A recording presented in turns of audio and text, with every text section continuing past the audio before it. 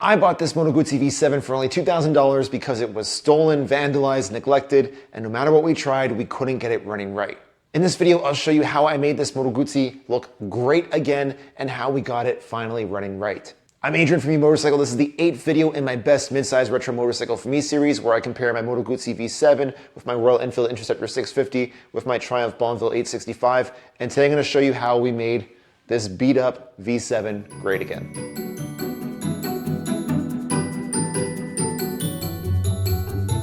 In a previous episode, I shared the kind of state this poor V7 was in when I got it. It had been entirely spray painted poorly, and around the gas tank, the paint had started to bubble. It was just a mess. In episode 4, I showed how I sanded down the tank to bare metal, used a dent puller to pull the dent out as much as I could, got an almost free front fender from Studio Cycle, my local Toronto Moto Guzzi dealer, and I even tried to repaint the side covers and the front fenders. You painted this? Yep. It sucks. Yep. Full disclosure, I suck at painting, so one or two of the pieces came out okay, the rest looked terrible. So instead I spent a little bit of money. Backstory, I have a max budget of how much I can spend per bike on each of these bikes to kind of keep it fair, but I have a lot of budget left on this bike, so I spent $110 on these side covers. The side covers are in pretty good shape. This one did have a scratch on it, so I just put the eagle crest from the Guzzi logo on top to hide the scratch. Perfect. And then I also spent $100 for a new rear fender. The rear fender paint was okay, but you know what? Factory paint, it'll all look good together. $210 for a whole new set of plastics all around. I'm cool with that. I had this iron and resin little kind of side satchel bag lying around on the shelf, so I threw it on here. I really like it because A, this black and gray is kind of monotonous, so having this here sort of pops out and visually breaks up the bike a little bit. I like that. And then also it's just super practical from an everyday standpoint because this is kind of a daily rider bike, so this is handy. Speaking of daily riding, my next video is going to be about how the V7 compares as a daily rider, daily commuter motorcycle compared to the Triumph Bonneville 865. So if you're into that, hit subscribe. Let's keep going. The tank is pretty much how you guys last saw it, with the exception of now it has the Moto Guzzi badge on there. And yes, I know that's not the traditional placement for it. I don't care. This is my bike. I want it to look a little bit different, so I moved it down an inch. I like where the Guzzi logo is. I like that it leaves the tank really exposed. Still kind of gives a little bit of an accent. I like this setup. I also finally have a key and lock set for this hole, which doesn't sound like a big deal until you realize that this took almost 3 months to arrive. So, yeah. Welcome to Moto Guzzi parts. Fun.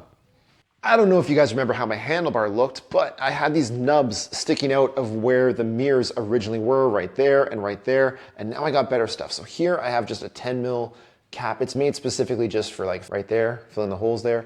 And on this end, I use this 10 mil into a 1-inch ram ball so that way I can use this to mount a phone, mount a 360 camera, whatever I want. Boom, clamps right on there. And when I take it off and put it in my little purse bag here, it doesn't really interfere with the lines of the bike. It doesn't really stand out that much. So I like this a lot. It was like $11, totally worth it.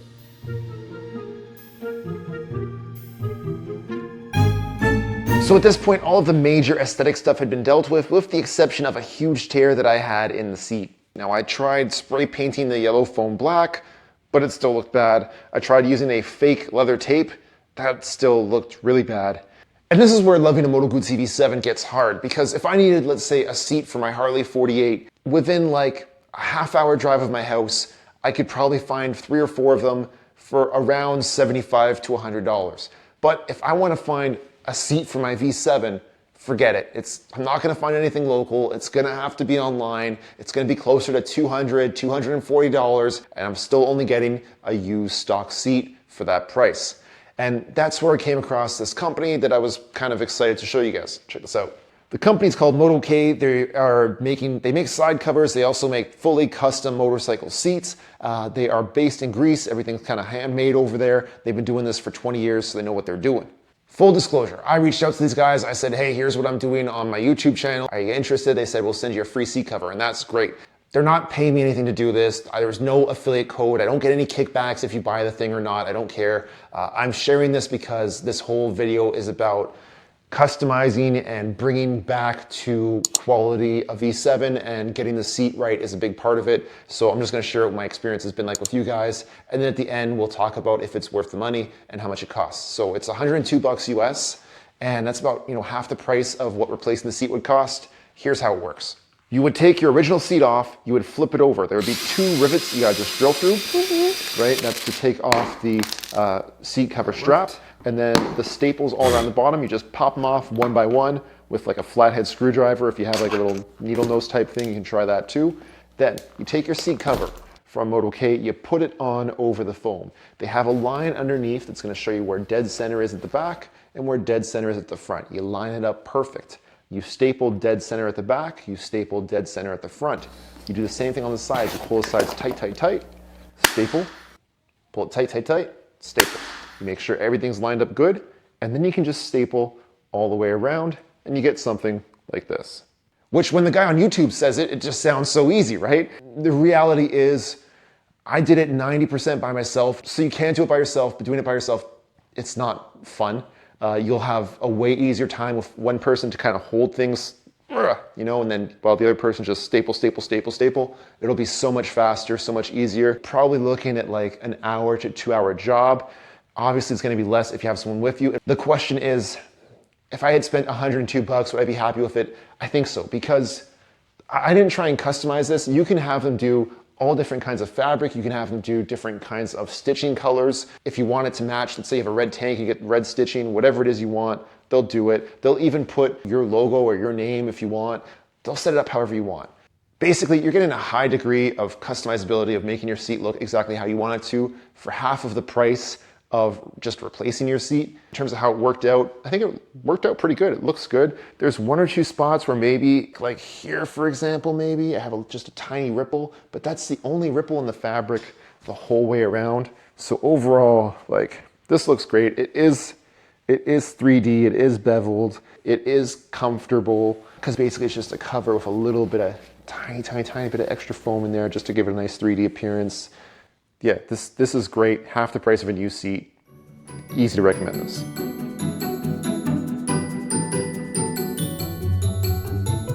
So now that the bike's looking great again, how did we get it running great again? That was the hard part. Quick recap, I bought my V7 for $2,000. It was in rough shape, it had rust in the tank, it was missing a tank seal, it ran terribly whenever it did decide to finally warm up and run. You can check my previous videos in the series if you want to get more details of the progress this bike has made over my best midsize retro motorcycle for me series. There's a couple episodes on it in the past we've already done. But basically, we couldn't get this thing running right. So I took it over to Carlo at Moto Motori in Toronto, who is like a wizard of this stuff. Carlo opened the gas tank while the bike was running, and just from the way the gas was bubbling around inside of the tank, he knew what the problem was. I'm just gonna let him explain it in his own words. So, got some problems sorted out. Thanks very much to Carlo, because if it was up to me to fix this, it wouldn't happen. So basically this is your fuel pump assembly. Yep. And you have a pressure bleed off valve, which is this one right here. Gotcha. And what that does is control your fuel pressure. Right. Once the spring inside goes or any corrosion or like that builds up, it bleeds off pressure prematurely. And required for this bike is around 50 PSI. You were getting only 20. Yeah. So we changed the valve for you. That's this our is your little old checker. one. Yep. That's what your valve looks like. All rusty and gross. Yep. We Yep. changed it out for you. Now you got 50 PSI. We'll pop it back in and see how she goes. Thanks, man.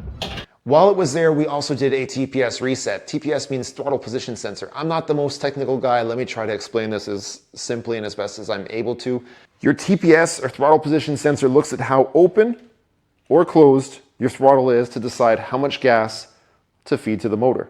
The thing is, over time, like 10 years, or maybe, having been knocked over a few times, maybe exactly where this sat at 0 when it left the factory isn't exactly where it sits at 0 right now. It could be off by a few degrees or a few percentages, or maybe several degrees or several percentage. So the TPS reset lets the motorcycle learn what its new normal is so that it can behave as it should based on how it is right now in real life, as opposed to how it used to be 10 years ago or whenever it left the factory. Now, speaking of factories, my next series after my mid-size retro motorcycle for me series is going to be my tour across Italy. I did 25 days riding a motorcycle across Italy. I went to the factory that makes all these Moto Guzzis for a tour. I went even to the Ducati factory for a tour. Both were amazing. If you want to see that stuff, hit subscribe. Back to the V7 though. Now look, I've been riding for 20 years. I've been working in the motorcycle industry for like over a decade now, more than half of them. But I've never even seen this tiny little part before that Carlo just disappeared and snapped his fingers and showed up and brought back. And what I found out from the people in the Guzzi Tech forum was they were surprised, A, that I had somebody so close who was so good with Moto Guzzi bikes, but B, that he could just disappear, come back 2 minutes later with the exact tiny part that isn't even sold separately. It usually comes as part of like the bigger fuel pump assembly, and Carlo had a spare of just that one little thing that I needed and just swapped it in for me. Carlo at Motomotori is awesome. If you have a Guzzi and you have a problem and you can't figure it out, take it to him because he's a wizard and he does magical things. So yeah, thank you, Carlo. And if you're in Toronto, check him out. Still ahead, we'll be looking at how my Moto Guzzi V7 is as a daily rider and commuter here in Toronto. And also, in that same episode, we'll be comparing it to how my Bonneville 865 is as a daily rider. So hit subscribe if you want to see that. Like this video if you found it entertaining, informative, whatever. I really appreciate you guys' support. It helps me do this kind of fun projects. Thank you so much. As always, ride safe, but have fun. See you next week. Peace.